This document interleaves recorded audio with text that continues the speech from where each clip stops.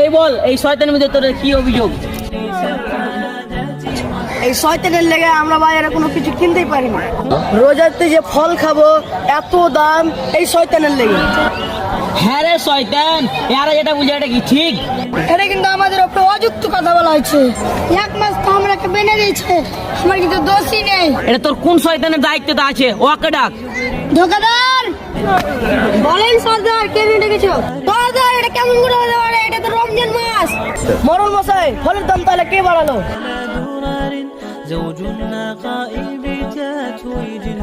আচ্ছা তাহলে তোর অভিযোগ বল।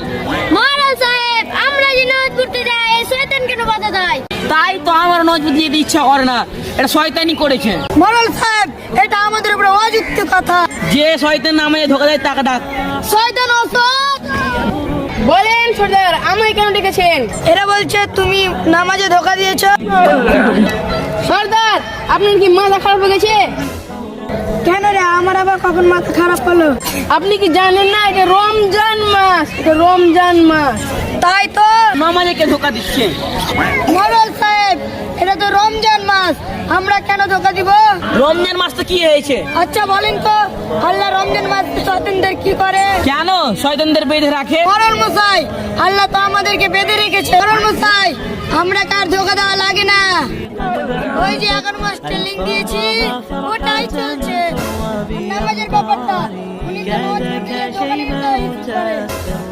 যা তুই ভালো কাজ করছিস, তোকে পার দেব।